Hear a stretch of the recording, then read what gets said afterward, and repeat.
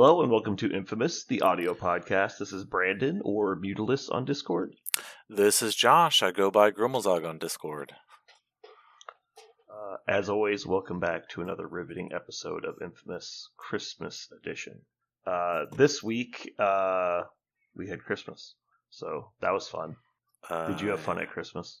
I did. I always like spending time with my family, and my nephews were fun to hang out with, and I got to explain to them that a jolly fat man will break into their house and eat their cookies, and they were like, they had never had Santa framed that way for them.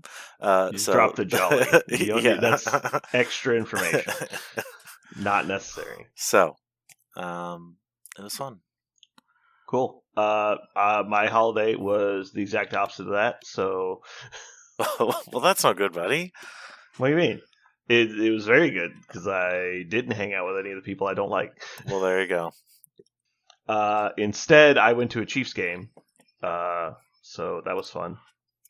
It was an odd weather day. It was very humid and foggy, and just a blistering 68 degrees. The last couple days, weird. I have had, this last week really, had trouble like knowing how to dress, because I'm like, oh, it's winter, I gotta dress warm. But then I go and I'm like, oh my god, I'm sweating to death already. And then I got to carry like a coat around, and I'm like, this is not. And then I'm like, I was doing stuff around outside earlier, and I'm like, in a ratty shirt and shorts. I was like, oh, this is fantastic. This feels really nice. It is December, so I don't think it's supposed to feel nice, but I'll take what I can get. Yeah. Yeah. Kansas weather's always just random heat waves in the middle of winter. Yeah. Because I assume like next week or the week after, it'll be like, oh, it's like -10 with wind chill. I'll be like, okay, cool. Yeah. There we go. I want to say like 4 of the last 5 Super Bowls, it's been warmer here than at the Super Bowl venue. Yeah, exactly. And it's like, you guys can't have a Super Bowl because, it's cold weather town. You're like, fuck you guys. Yeah. Don't be babies. Yeah. Oh, speaking of, I just looked at the weather. 28 degrees on Monday. Very windy. Yeah. So, 10 degrees. Mm-hmm. Yeah, there's the Kansas weather. Yep. So we went to the Chiefs game. I screamed myself hoarse, chanting for the guys. It was fun. The stadium was surprisingly loud, given the considerations of what's going on. Yeah. But yeah, it was a fun time. That's good. All right, let's see. What should we start with today? Currently playing. I started playing 3 new video games, I think. Here, let me pull it up. Okay. So I started playing Space Marine 2. That a boy. So far, not liking it. It's been a pretty awful experience, honestly. Okay. I tried to boot it, and it crashed, and I moved on to something else. Okay. That was my entire experience with the game. I didn't even get to the splash screen. I was like, all right, fuck this game, it's trash. So I moved on to another game I had recently downloaded, which was Fallout 4. This game actually booted, so bonus there. Did you play the older ones? No, not really, no. Okay. That's good. That's a better answer than, I liked the older ones. So, I never played any of the old ones. I've seen a lot of people play Fallout 3, so I know a lot about, like, the beginning storyline. I played about an hour or 2 of New Vegas, and honestly, the graphics were just killing me. And it's not that, like, it looks dated. It does look dated, but that's not the part that kills me. Like, I play City Heroes, so, like, graphics aren't going to bother me. Yeah. It's the brown everything. It's because it's in that period where everything was just a shade of brown, and so everything just blends together. It's very boring backgrounds. I just lose interest. Mm-hmm. And it is a post-apocalyptic, so it's like, everything's just brown. It's like, okay, sure. So I started Fallout 4. I probably only put like 30 minutes into it, but Fallout 4 is a good playthrough. Yeah, I just don't have enough free time, and so this is probably going to happen again. This is what happened last time. Is I'll just lose interest after about 2 hours. And it's just like these long RPGs. I just don't have enough free time to play all the way through it. So I get to a point where I'm like, I could be doing something more productive with my time. I just kind of like put it away. Yeah. What's the third one? say the only games that hasn't really happened with were Days Gone, which I was told by everyone who had ever played it that the game sucked. And so usually I don't listen to reviews, but it was a lot of like in-person reviews where like, oh, the game's terrible or had all these issues. But I couldn't put it down, honestly. I played all the way through it basically twice. Yeah, I just looked it up. I have 162 hours in Days Gone. That's pretty good. Yeah, that's a lot for like a story mode game, right? Yeah. Hogwarts Legacy was okay. It was definitely easier to put down. But it was very immersive and fun. I have about 85 hours in that. Yeah. I still need to go back and beat that. Yeah, I'm at the point where I'm like right at the end of the story mode, and so I want to start finishing up all the little side quest stuff that I just never got around to. You are exactly where I stopped. I'm like, I know I'm wrapping down on the story. Let's do all the little side quests, because then I can just beat this game and never have to play it again. So, Space Hulk Deathwing was a game I played a couple years ago. I probably would have played it up a lot more if I had any friends who were playing it at the time. So it's basically Left 4 Dead in 40K. I tried to play it. I bought it on my PlayStation. I fired up the game. I might have bought it on Steam, actually. One of the two. Fired up the game, going through like the very first mission, and I hit a spot where it was bugged out, and I couldn't progress. Yeah. There was like a button I was supposed to press. It was like, press a button. I was like, the button literally won't let me press it. And I believe I stopped playing and I never picked it up. So I think I recall having a similar issue in the first mission. Like, I didn't know what to do. I was just stuck in the hangar bay. Yeah. And I think it's like a really poorly written plot point where the door is broken in the game and you're supposed to find an alternate route, but it is very ambiguous on that fact. Yeah. And so like you're supposed to just wander around till you find the way out. And but when it just keeps telling you to press the button and it's not working, you're like, well, this is stupid. Yeah, like I'll just go do something else. That's fine. Yeah. I also played Chaos Gate Demon Hunters, Warhammer 40K as well. This was when I was looking at getting building some Grey Knight figures. So I thought it was fun. It's basically XCOM in 40K. The game is just incredibly breakable through like action point mechanics. Yeah. Because there's like all of your psychers can like cast a spell that gives another character an action point, but you can turbocharge it by spending your warp points. And so you can basically just bring like 3 psychers that just dump action points on one dude. And so you get like, because you're supposed to get like 3 actions a turn or 2 actions a turn or something. You can easily stack one guy like up to 20 if you really try. That's glorious.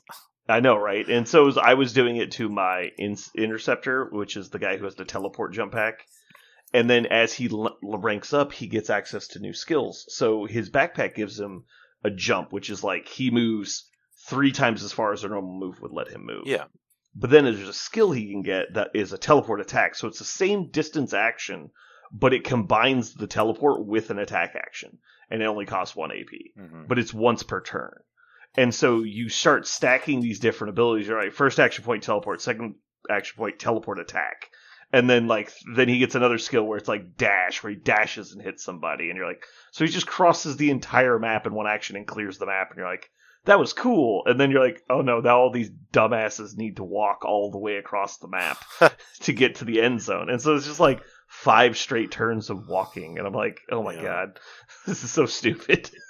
I debated that one quite a bit because I'm a very big XCOM fan.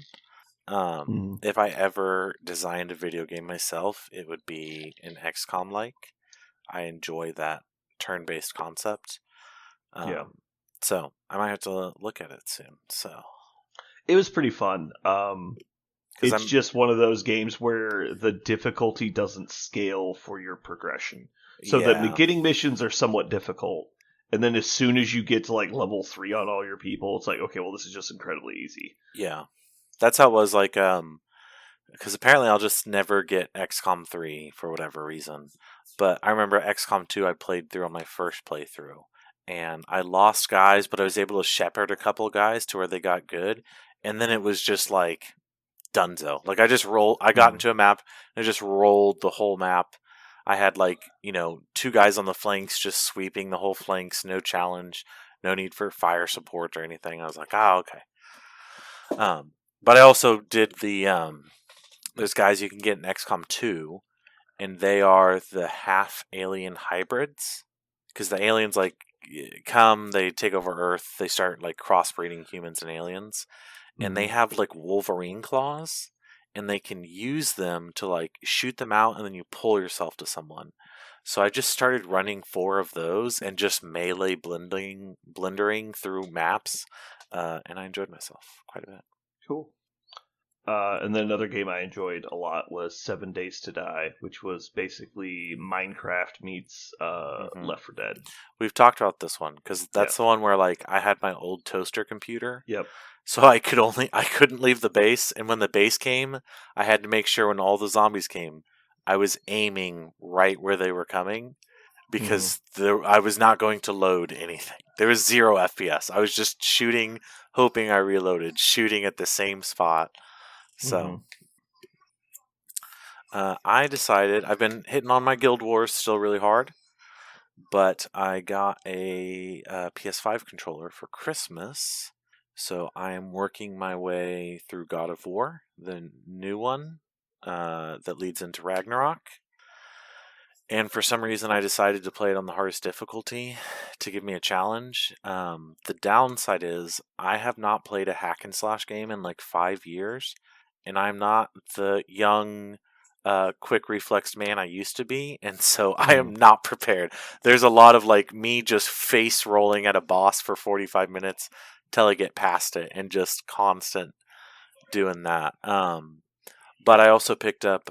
Did you ever play Darksiders? I played. Yes, I played a little bit of both. So I picked up. They had a pack because it's the Steam sale right now. That was like all this Darksiders with DLC and stuff for like $20. And so I was like, you know what? I am going to work through a ton of hack and slash games and enjoy them. So. Yeah, I picked up both of them on like a Humble Bundle sale, I think it was. And I played through the first one until you get to like the subway section. Yeah. And I got to an unrecoverable, like, it's not a bug, it's just like a weird gimmick thing that can happen where if you push the trains in the wrong order, you can get yourself trapped. And there's and there's no way to undo it because it auto saves later in that mission, and on your way back you just get stuck. So your whole save is worthless because you can never leave that room.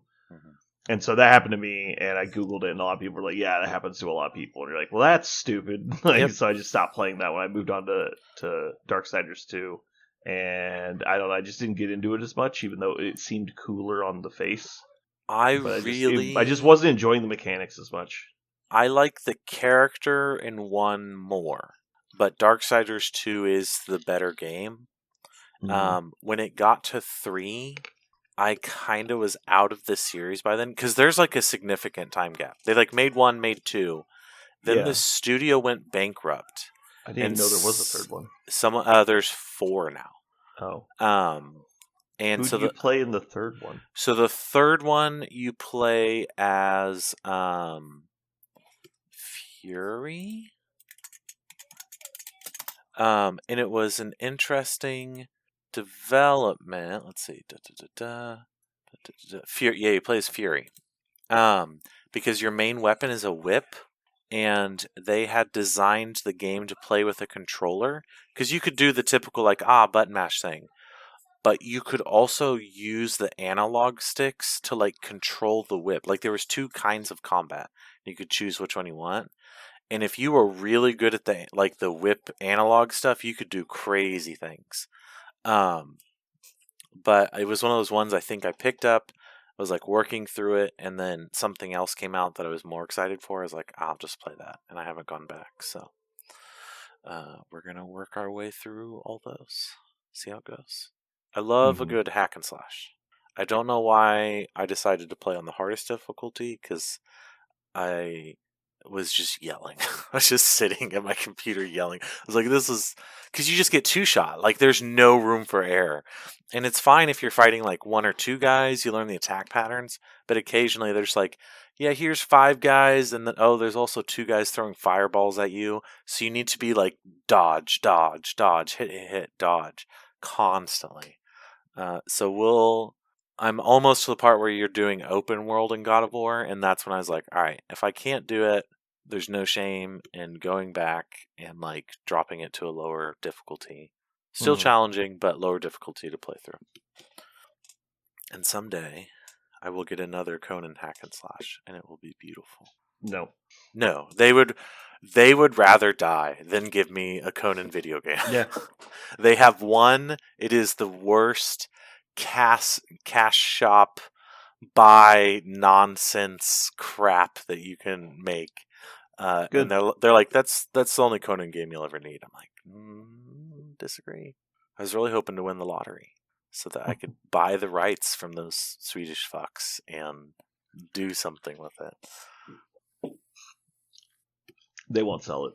They would rather die than have a fan enjoy it. They put it in a living trust that can't be sold.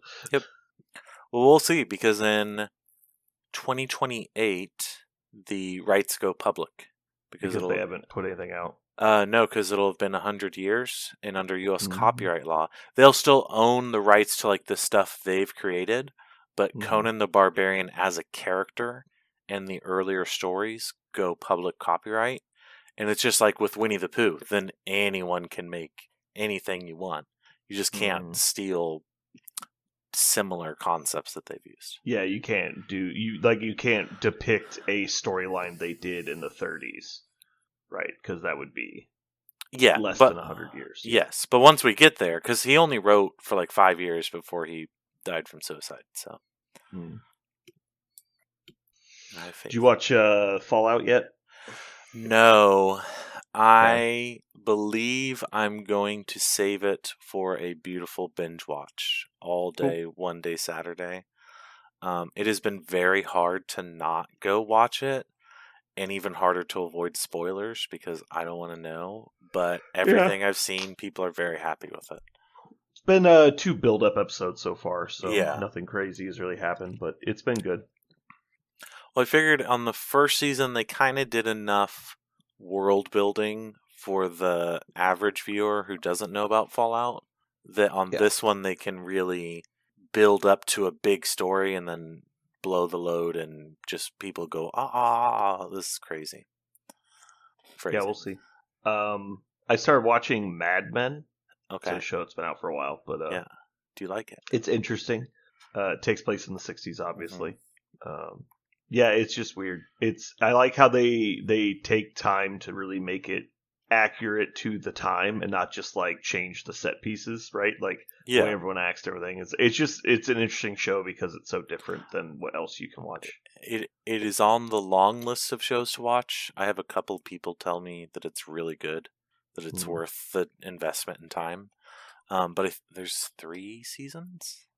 I thought there was more than 3 seasons, but I haven't looked ahead. I'm on season 2 right now, and so I can tell you though that like so far it's good, but it's not like crazy good. It's just good. Yeah. Like I could, if I hadn't watched it, I would not be sad, but I am happy to have watched it. Yeah. So far, the big one I need to watch that everyone, it's like I've done it to people. Where I'm like, have you seen Game of Thrones? Like, no. I'm like, how could you have not seen Game of Thrones? I have never seen Breaking Bad. And I know to some people that's a crime because Breaking Bad is phenomenal. But so Breaking Bad's really good, but it is a very specific type of television. Yeah. Kind of like Game of Thrones is. Like, it's political and fantasy. Like, so if that's what you want, it's good. Like, if you want a really good drama with character development, Breaking Bad is really good. Yeah. But that's it. Like, it's a really heavy show, and so like it's actually not a very good binge watch. You kind of want to watch it 1 episode at a time, maybe 2. Okay. If you watch it faster than that, it kind of erodes at the character development because it's happening so quickly. relevant to your watching it, that it starts to degrade the quality of the character development, and also it's so heavy that it's hard to you just can't be tense for like 3 hours, right? Like you just get jaded to it, and then it loses its potency, and so like the value goes down because they work really hard to build up these moments. And if you're just watching them clip after clip after clip, then it's just like, okay, well, I'm jaded to it now. Yeah.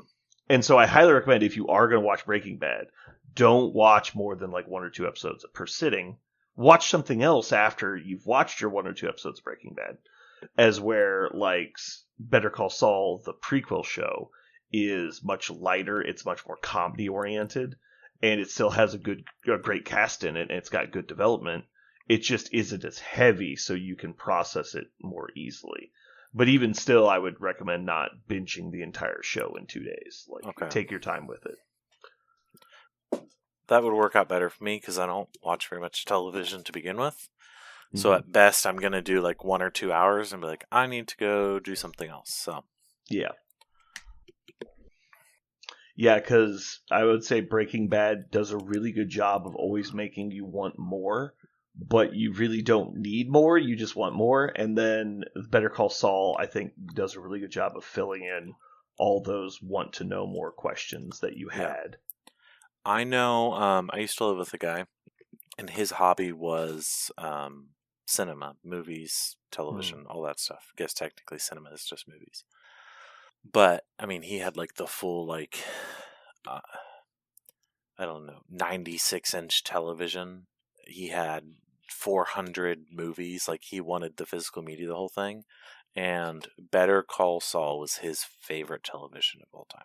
He's like, it's really good. He's like, if I could recommend one show for you to ever watch, he's like, watch Better Call Saul.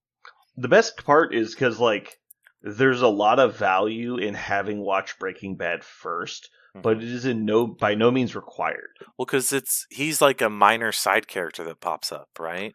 I don't know how minor. He is a side character, right? Yeah. He's not the main. He's a supporting character that's in probably about a third of the episodes of the main show, Breaking Bad. But obviously he's the main character in the other show. But it's interesting because when you see him in Breaking Bad, he's like a caricature of himself. Like, he's so exaggerated that you can't take him seriously. Yeah. And then, so seeing the character from his roots, he starts as basically that same guy. But then the character development of the show, he becomes a person. Okay. During the show, and then turns back into a character towards the end of the show. And you're like, it's just a really weird transition that you don't normally see. I'm down. That sounds intriguing enough. Because it's all earned, right? It's not just there's a couple times when he's doing stuff and you're like, why is he doing this? And then the more you kind of put yourself in like immersion of the show, you can start to understand his reasonings. But yeah, I think Better Call Saul is better than Breaking Bad, but I don't think everyone should think that. Yeah. Have you been watching anything new? I watched the new Knives Out. Okay. I like those. Was it good? So, I really liked one of the characters and his story, and it's the priest. And I thought it was really well done, but it's hard because I liked that part of it so much that like the whodunit mystery part is weaker. And they kind of like Benoit Blanc, who's the detective, is just kind of there during the movie, whereas he's like pretty integral to the other two. And this one, he's just kind of like hanging around doing stuff. Mm-hmm. So I did enjoy it. I would recommend it. I don't know if I'd want to go back and watch it for a long time. Because I liked the second one as well, but the second one just had way too much social commentary. It's just really like, look at, like, here are our analogs for these people that exist in the world. These celebrities, And it's like, it's still good.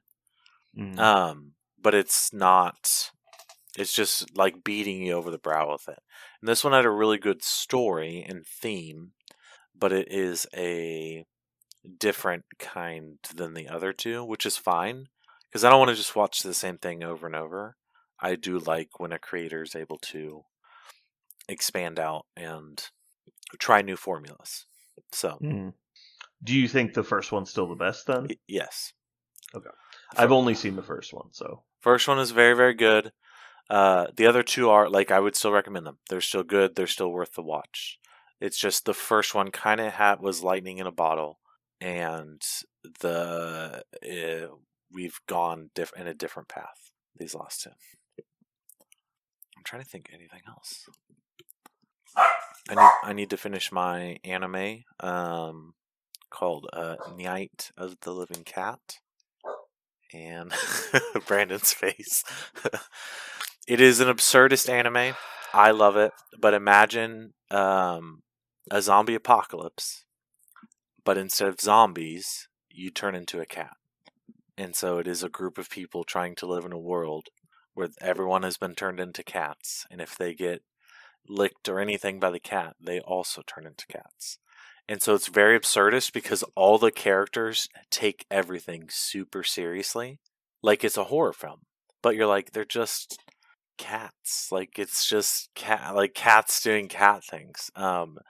And I love absurdism. That's part of why I like One Punch Man is my favorite anime. Did you watch the season 3? No. I have not. Did you? I have not yet. I plan to. Okay. I was very excited to watch it. Then all the negative media kind of turned me down. So I'm not as excited to watch it. But I'm sure it can't be... Like, I'm very much a person that believes it is hard to reduce the quality of something by adding more content. Yeah. I can separate the two things in my mind.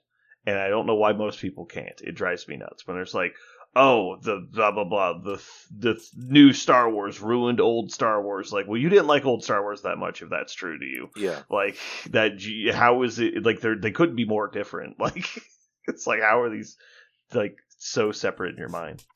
And so like I can like the Game of Thrones is a good example. I haven't watched it, but I know everyone complains about like the final season or specifically the finale is like really, really bad supposedly. It's like, yeah, but didn't you like 8 seasons of this show? Oh, yeah. How can you like Dexter is one of my favorite shows of all time. It's like there's a clear drop off after season 4. That doesn't mean I like seasons 1 through 4 less. Yeah. I just don't like season 5 and 6 as much as season 4. It's just that simple, right? And I understand the reasoning behind it. Like, you know, the writer of the show left to go do other things. Like, obviously the show's going to be different. Yes, and I would agree with that. It's like my favorite show of all time, Primal. Shout out. Love it. Season One Punch Man. We just said that's my favorite anime of all time. But Primal is not technically an anime. It is a... Gouge my fucking eyes out. All right, go ahead. It is an animated show. But, like, season 1 of Primal, phenomenal. I watched all 8 episodes back to back like 3 times in a row. Bought the DVD, or I guess Blu-ray. Day it came out. Love it. Season 2 I watched... Are you one of the... Hold on, we have to stop. Are you one of those people that's like, Blu-ray isn't DVD? No, I'm just of the age where, like, my childhood was VHS, and then DVDs became a thing. So I still refer to all Blu-rays as DVD, and I have to catch myself. I have to catch a Blu-ray myself. DVD. Yes. But I have to catch myself and be like, oh, it is technically on a Blu-ray disc, which is a different thing, apparently. So, I could be very wrong, but I believe the way I understand Blu-ray is that the blue laser can read information at a smaller scale than the red lasers can. So the reason it's called Blu-ray is because it's the blue laser. I'll be honest. And therefore they can fit 10 times the information per disc, which is what allows them to have the higher quality. I have no idea how it works, nor do I question it. I'm not even gonna Google it because I don't even care. But I did, I loved season 1. Season 2 came out. It was good, but not as good. I never bought the disc for it. For Primal. Yeah. And it ended on, Gennady Tartakovsky. Does that name ring a bell? No. So he's been a big name in animation. He did like the original Clone Wars TV show, Samurai Jack. Yeah, okay. I'm aware of his work. I didn't know his name. Yes, that is the guy. And apparently he is like fantastic until the ending. And he does not stick his landings on the ending. And so we're getting Primal Season 3, which I'm hyped for. I'll watch every episode. But Season 2 ends, and you're just like, okay, this kind of... it doesn't drag down the first season, but it definitely drags down the entirety of Season 2. And I just haven't had any interest to go back and watch it. So, okay. Well, hopefully Season 3 is good. They're bringing him back. Spoilers, but the main character's back, so apparently not supposed to be. No. Okay. Season 2 is a definitive, this is done. When you say Season 2 was a bad ending, you meant he died. Yes. Okay. I see now. Yes. I see how you think Season 3 is a surprising event now. Yes. Because Season 2 ended, and we're like, okay, well, that's it. We'll never get any more of this. But it's so popular that they made Season 3, and I've only seen one, still of the show. I don't watch any of the trailers or anything. And he's back. Spear's back. So we will see. But it was also one of those shows where, Season 1 is an anthology. Every episode is a standalone thing, for the most part. And it really works that way. I like a good anthology, so. Season 2 is a complete storyline from start to finish, and it's just not as strong that way. It's kind of like Season 1 of Mandalorian. Fantastic as an anthology. They're just going on space adventures, episode of the week. And then they're like, well, now we have to do an overarching plot storyline that leads to this. And it's like, no, you don't. You could just keep giving me bad guy of the week. But I also don't think that affects the quality of the show at all. No. You might just have a preference one way or the other. I have a preference for an anthology. And so I wanted that out of Season 2. You want episodic, not serial. Yes. And it was Season 2 is serial all the way through. And I was like, okay. I prefer the adventures rather than a goal, but sure. All right, I'm going to ask you a trap question. Okay. Oh, God, I'm going to fail it. All right. What's the most recent... All right, so Mandalorian Season 2 is the one you were talking about, right? Season 1. No, the one that you didn't like is Season 2, right? It's when it started going downhill, I guess, yeah. So you didn't like 3 then?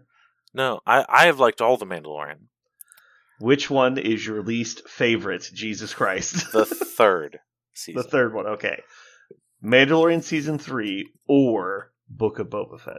Oh God, this is a trap question, and the worst part is is the worst trap question because you don't know. Can you see it behind me? Where is it?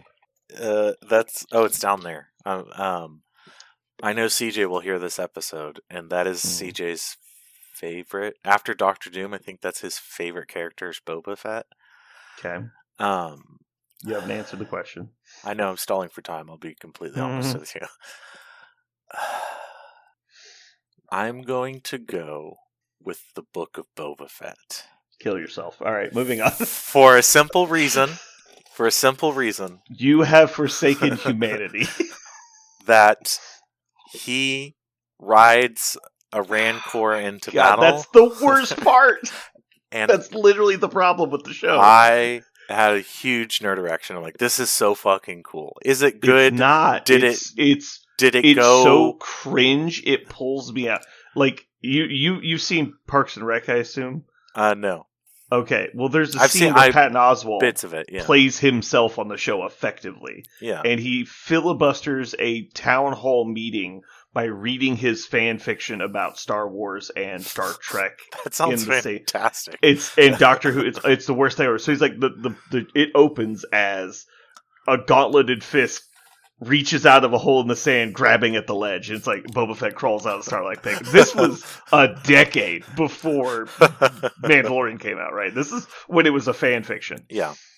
And then he just goes on rambling about all this stuff. He's like, all right, then like blah blah blah, and then like they open up a portal, and then they use that to teleport to the Doctor Who universe, and they use the TARDIS to go to the Star Trek universe. It's like, and it's like, oh my god, it's the worst cringe crap ever, and it's like that's exactly what Book of Boba Fett got to at the end. That's like, yes, Book terrible. I am not shocked we haven't got a second season. Really? Yes, not shocked. We were just like looping shark jumps. There were so many bad parts of it, but I did like some parts of it, and so the best parts of it was when they weren't doing fan service. Yeah, when it was just like, hey, he's Brandon, just chilling. I'm gonna let you in on a secret. I fucking love fan service. God damn it! If Boba Fett could have had Predator guns on him, on his shoulders, while he rode the Rancor into battle, I would have that tattoo on my back. I'm sure you would. I wish more people like you would show the signs of their failures. We should visibly, but we're very good at hiding it. Yeah, I know. All right. All right, moving on. So yeah. We're about 2 weeks from Adepticon signups, just a friendly reminder. Yep. Which reminds me, I gotta check something. Yeah, good to go. I believe we still need to have a team meeting, but what you said the last time I was on the podcast very much resonated with me. So I think I'm going to do the Trench Crusade main tournament, and then either do a team tournament if someone wants to do it, or an affiliation battle, because the two that I like playing the most and probably have the most painted up, Asgard and Avengers, I get all new models February 13th, so that should be plenty of time to get them painted up and get some games in. And I don't want to do an affiliation battle, but I don't want to force other people to do a teams tournament with me if they want to do something else. So we shall see how it goes. At the very least, I bring Asgard and I run at you with swords and hammers and axes, and we see how it goes. Mm-hmm. And then just nothing. I guess I'm not doing anything on Saturday. I was like looking through the schedule again. I was like, man, there's just nothing I want to do. Because like the Trench Crusade is one day, and I'm not playing the heats for Marvel. So, like, there's no way for me to get in on Saturday. So I might just wander around, drink some beers, see how far we get. Yeah, that's not a bad way to do it. I plan on bringing my camel back this year, and I'll just have some water that I bring with. There you go. We could do the whole show up 2 weeks early, go into the bathroom, hide vodka on the ceiling, and then go get it down. I think that's you have a problem. Like if you're that desperate for alcohol. I'm all for circumventing surcharges, but like that's just addiction. Yeah. I think listening to Parker and Aaron, they had me pretty interested in wanting to play Blood Bowl. I don't know that I will. We'll see though how I feel. But don't you have aren't you you break out the Norse? I don't have a physical team is the problem. Well, I do have a team. They're not up to date. They're the old Norse team from way back in the ancient times. I think we talked about you have the metal ones, don't you? Yeah, I have the old GW metal ones. Yeah. I tried to sell them to Aaron, and he didn't buy them. I think they actually sell for more on eBay anyway. So yeah. I should probably just... People will pay top dollar for like the old sculpts. Yeah, it's the full team, all the characters, and they're painted. So I actually imagine they would go for a good amount if I wanted to sell them. But anyway, the guy I sell his stuff online, Brute Fun Miniatures. I'm one of his commercial distributors. Mm-hmm. He said, I'm going to check his announcements, but he teased that he was going to do a Norse team soon, but he hasn't put a hard line on it yet. But I doubt it'll be done by Adepticon. He tends to do about one team every 2 months, and so unless he finishes it in February, it's not going to be done by. Yeah. Uh-oh. He just posted on Christmas Eve that he broke his arm. Oh, God. Wait, is this him or is this somebody else? I can't tell because I'm in streamer mode and won't display the guy's name. Yep, that's him. So maybe not. Yeah, he broke his arm so he cannot sculpt. Damn it. All right, well, there's no chance then.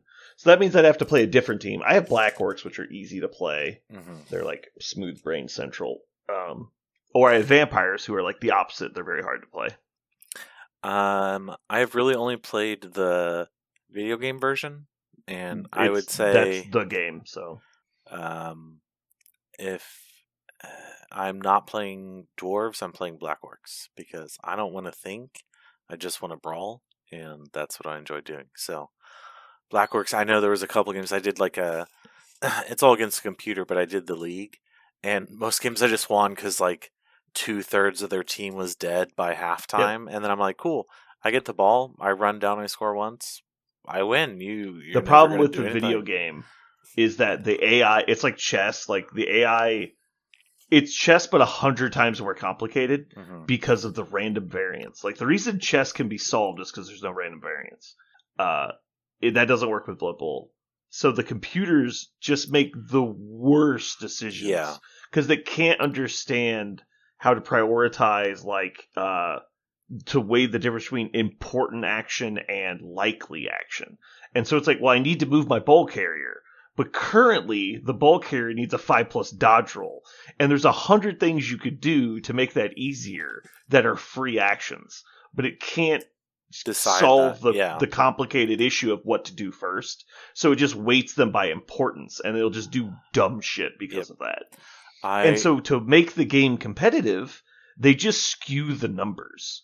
And so their 3+ are 90%ers, and their 4+ are 75%ers, and yours go down. And so that's how the game becomes more difficult.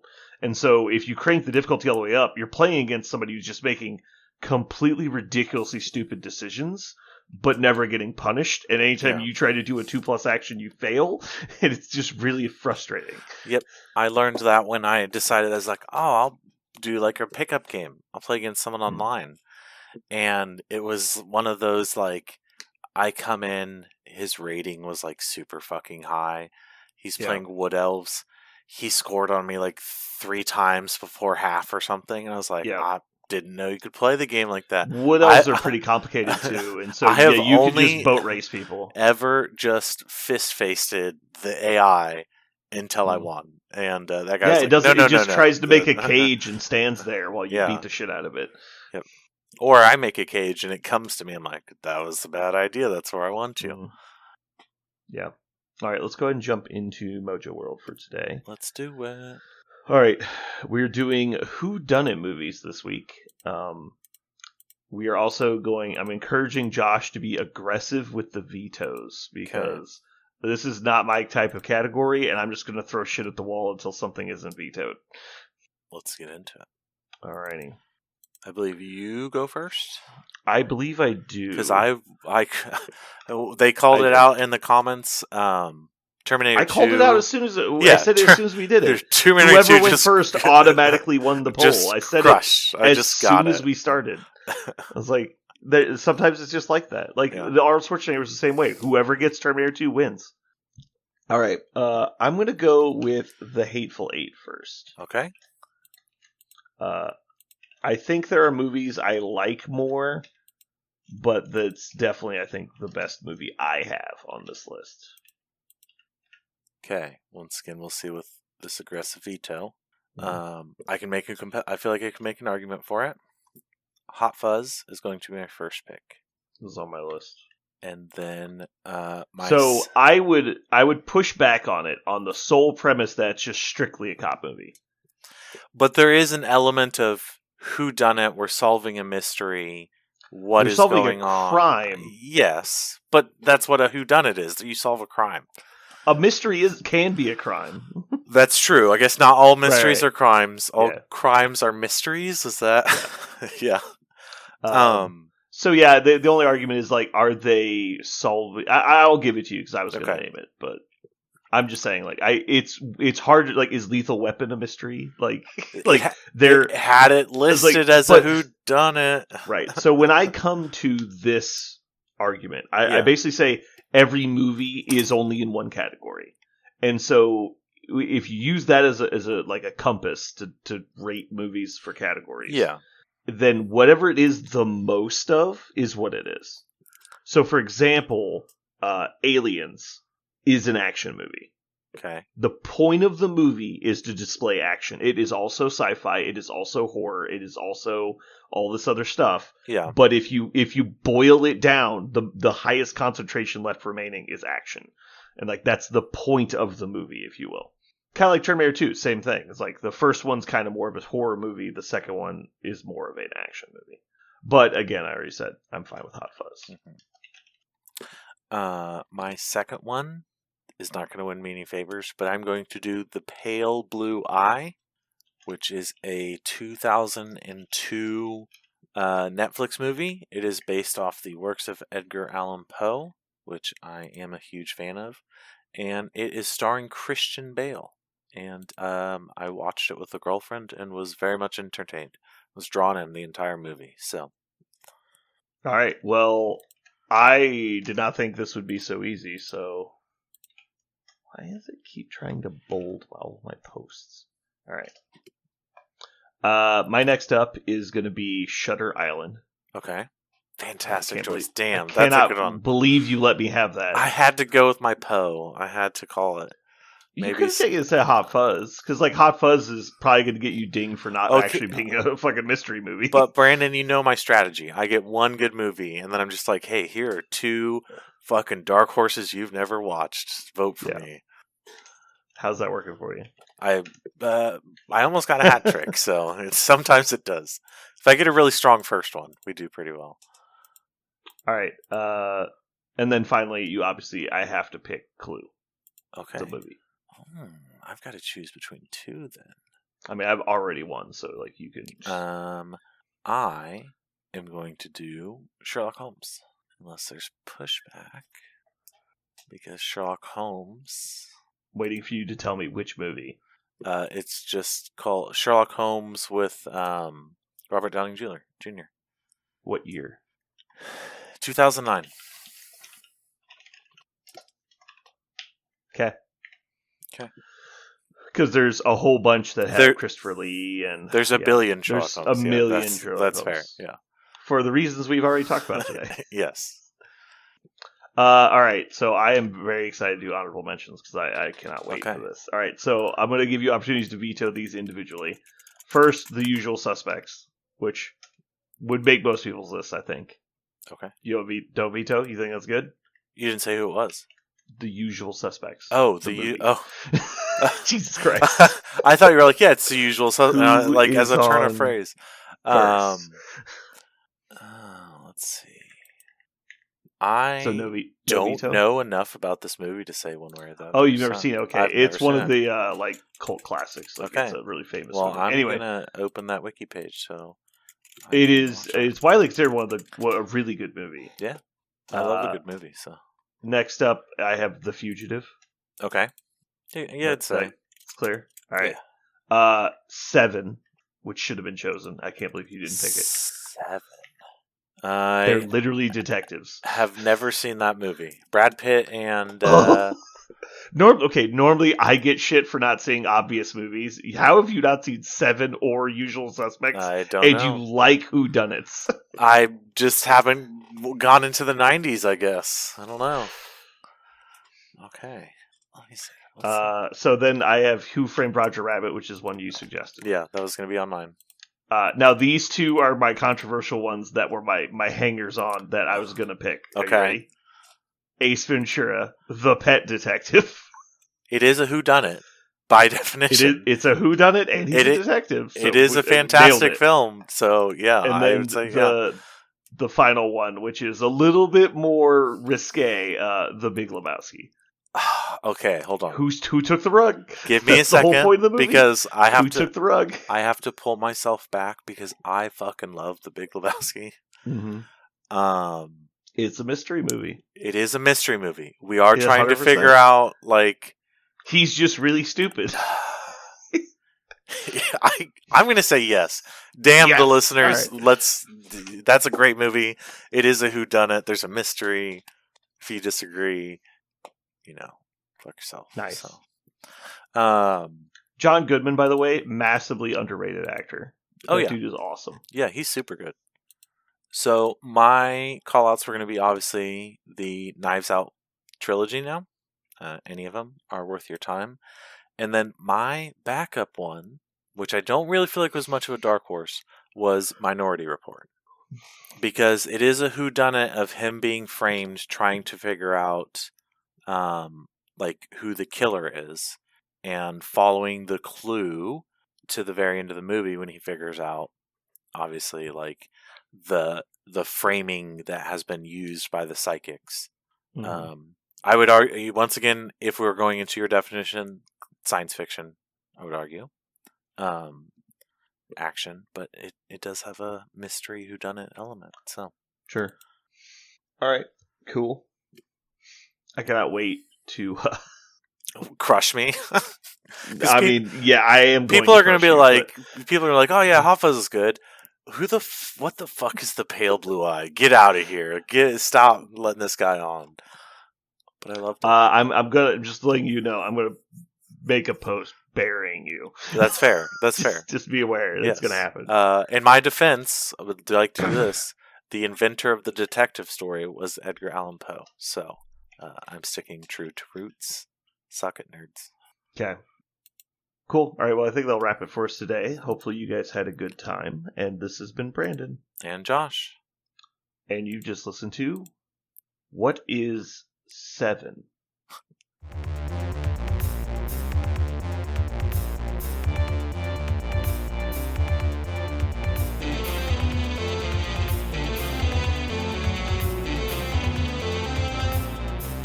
So what are we going to call this thing? I got it. Okay.